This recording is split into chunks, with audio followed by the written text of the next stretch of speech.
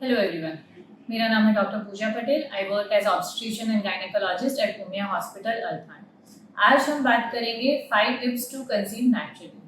बहुत बार ओपीडी में देखा जाता है कि जो पेशेंट्स प्रेग्नेंट नहीं होना चाहते वो इजीली प्रेग्नेंट हो जाते हैं, और जो प्रेग्नेंट होना चाहते हैं वो स्ट्रगल करते रहते हैं। तो ऐसा क्यों होता है, क्या टिप्स है, आपको क्या फ़ायदा हो सकता है, इसके बारे में जानेंगे।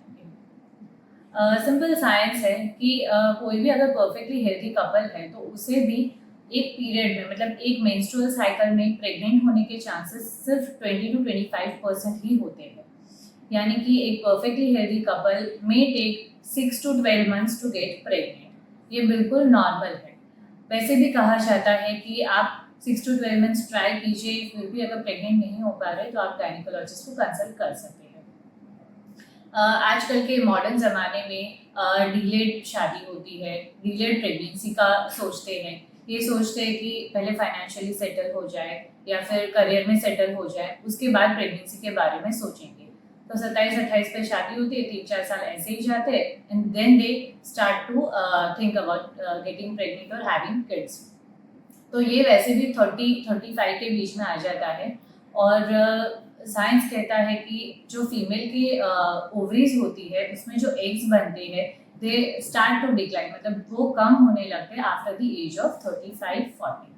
तो आई वुड सजेस्ट कि जो भी लोग प्रेगनेंसी के बारे में सोचते हैं वो मतलब 25 to 30 के बीच में आपको कंसीव कर लेना चाहिए। हम समझेंगे कि कब क्या फर्टाइल पीरियड होता है। जब आप सेक्सुअल इंटरकोर्स करें तो प्रेगनेंसी के चांसेस ज़्यादा होते हैं।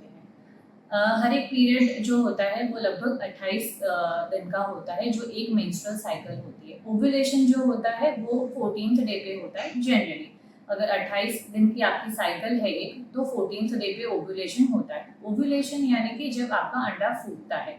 जब अंडा फूटता है, आप साथ रहते मतलब सेक्सुअली इंटरकोर्स करते हैं, तो प्रेगनेंसी रहने के चांसेस रहते हैं।